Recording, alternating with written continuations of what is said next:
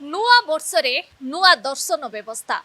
तेबे नुआ वर्षरे श्रीमंदिर रे महिला एवं पुरुषों पई नुआ दर्शन व्यवस्था लागू हेबाकु जाउची। जदि कहिबा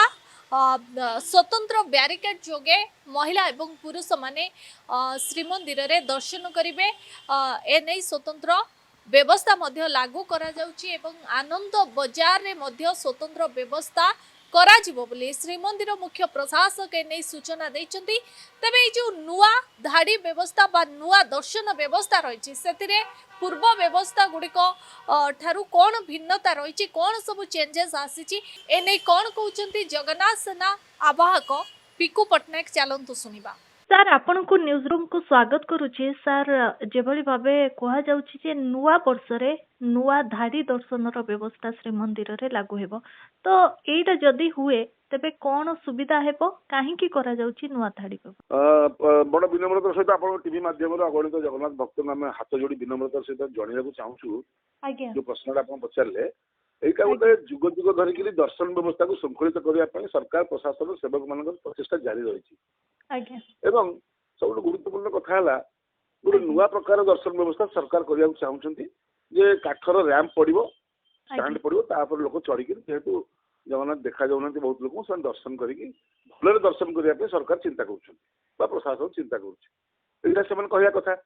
तो आम विनम्रतार सहित कहया कथा जे एभली दर्शन व्यवस्था तिरुपति अच्छी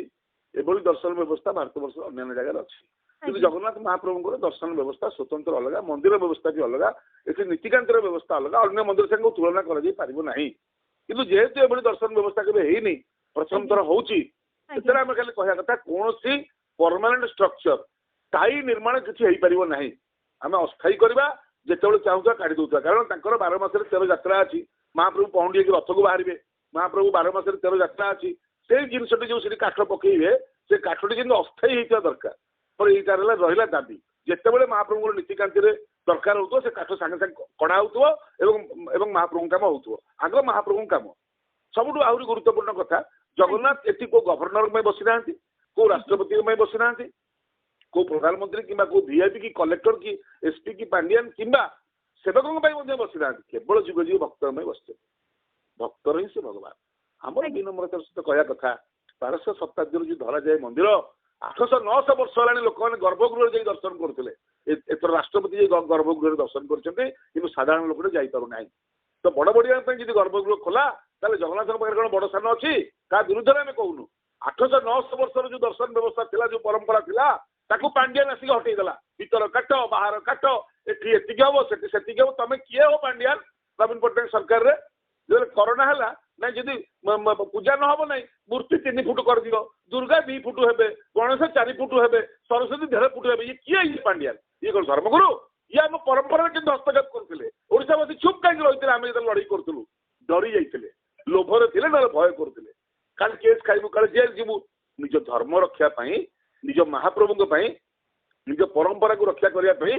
जेल कौन मरिया आम प्रस्तुत रहा दरकार ताहले मनुष्य जन्मर मूल्य अच्छी बारंबार मनुष्य जन्म पाइबेनी तो ये जो धर्म को नष्ट करते पूर्व सरकार विशेषकर पांडियान भीतर काठ बंद जीव बाहर काठ बंद जापरनी देउल चारिपटे आज्ञा से खर्च कले 4200 कोटी टका देखो अवस्था कौन से लोक धरा जेल गलानी ये जो चीफ इंजीनियर ओबीसीसी घर बाहर 38 किलो सुना 82टा प्लट 370 ग्राम हीरा जदि ओबीसीसी चीफ पाखे एते पांडियान बबी पाखे केते बोली आपण चिंता करंतु केते खाइथिबे मंदिर भितर किछि कले बाहर जा कले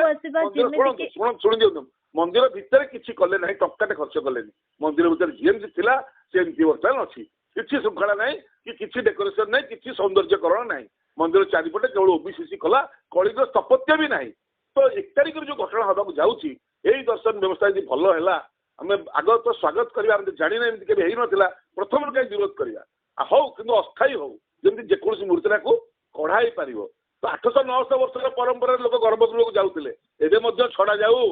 एवं 5 वर्ष शासन को आसिक आप धर्म परिवर्तन करदे धार्मिक भावना को चेंज करदे कौन जामा मस्जिद कि कौन चर्च कि गुरुद्वार तो आप हस्तक्षेप करूना जगन्नाथ मंदिर एत हस्तक्षेप आप कौन पाई आप किए आप धर्मगुरु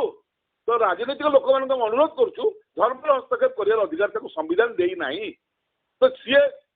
जहाँ करते तो उल्टे देवा दरकार ସେ ଯଦି ମନା କରିଥିଲେ ଭିତର ଗର୍ଭଗୃହକୁ ଯିବା ପାଇଁ ଯୋଉଟା ଆମର ଧାର୍ମିକ ଅଧିକାର ଥିଲା, ଆମେ ରତ୍ନ ସିଂହାସନ ଚାରିପଟେ ବୁଲିବା ପ୍ରଦକ୍ଷିଣ କରିକିରି ଆମେ ମହାପୁଣ୍ୟ ଲାଭ କରୁଥିଲୁ ଏବଂ ବୈକୁଣ୍ଠ ପ୍ରାପ୍ତି ପାଇଁ ରାସ୍ତା ଫିଟୁଥିଲା, ସେଟା ପାଣ୍ଡିଆନ ଆମକୁ ରୋକିଥିଲା ଏବଂ ଏମାନେ ସେଥିରେ ସ୍ୱାର୍ଥନିଷ୍ଠ ଲୋକ କିଛି ତାଙ୍କୁ ସାଥ ଦଉଥିଲେ। ଏ ସରକାର ଆସିକି ସେଠୁ କାହିଁ ବଦଳୁନାହାନ୍ତି? ତାମାନେ ପାଣ୍ଡିଆନ ପଥରକୁ ଏମାନେ ମଧ୍ୟ ସମର୍ଥନ କରୁଛନ୍ତି। ଏମିତି ବହୁତ କଥା ଅଛି, କିନ୍ତୁ ଏଇନା ଆମେ ବିରୋଧ କରିବା ନାହିଁ। ଯୋଉ କାଠ ଉପର ସଂସ୍ଥା ହେଇଛି, ଦେଖିବା ଏହାର ଭଲ ମନ୍ଦ କଣ ହଉଛି। ବିଶେଷ କରି ବୃଦ୍ଧ,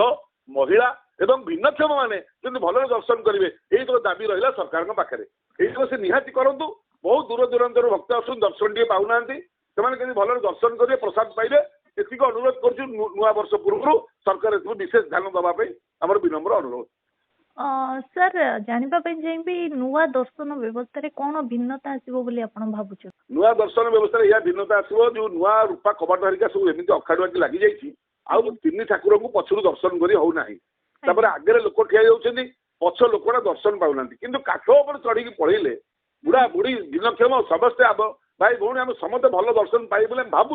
ଭାବୁଛୁ ଉଚ୍ଚା ହେଇଗଲେ ଟିକେ ଦର୍ଶନଟା ପାଇବେ। ଯୋଉ ମନରେ ତାଙ୍କର ବିତୃଷ୍ଣା ଆସୁଛି, ଦୁଃଖ ଆସୁଛି, ଆସିଲୁ ଟିକେ ଭଲ ପେଟ ପୁରେଇ ଦର୍ଶନ ପାଇଲୁନି, ସେଇଟା ପାଇବେ। କିନ୍ତୁ ଗୋଟେ ଜିନିଷ ହବନି, ଯୋଉ ଗୋଟେ ବହୁତ ସମୟ ଧରି କାନ୍ଦୁଥିଲେ, ଭାବ ଲଗଉଥିଲେ, ଆଉ କାଠ ଉପରେ ଚଢିଗଲେ ସାଙ୍ଗେ ସାଙ୍ଗେ ବିଦା ହେବେ, ଚାଲ ଚାଲ ଚାଲ, ଯେମିତି ତିରୁପତିରେ ହଉଛି ଗୋଟେ ସେକେଣ୍ଡରେ ଦର୍ଶନ, ଏଇ ଗୋଟାକ ରହିବ ତା ଭିତରେ ମାନେ ପାର୍ଥକ୍ୟ। ଏଇନେ ଯେମିତି କାଠ କଡକୁ ଲାଖିକିରି ଆପଣ ଜମାକୁ ଅଧଘଣ୍ଟେ ଚାହିଁ ପାରୁଥିଲେ, ସେଠି ସେଇଟା ହେଇପାରିବନି। ଆପଣ ଚାଲିବେ ତିରୁପତି ଭଳିଆ। ଦେଖିବା କଣ ହଉଛି ମହାପ୍ରଭୁଙ୍କ ଦୟାରୁ। ମହାପ୍ରଭୁ ମଙ୍ଗଳ କରନ୍ତୁ ସମସ୍ତଙ୍କର। 1 ତାରିଖଠୁ ଭଲ ଦର୍ଶନ ହଉ, ଯଦି ନହେଲା ପୁଣି ବଦଳେଇବା ଆଉ କଣ। ଆଜ୍ଞା, ବହୁତ ବହୁତ ଧନ୍ୟବାଦ ସାର୍ ଆପଣଙ୍କ ଆଲୋଚନା ପାଇଁ।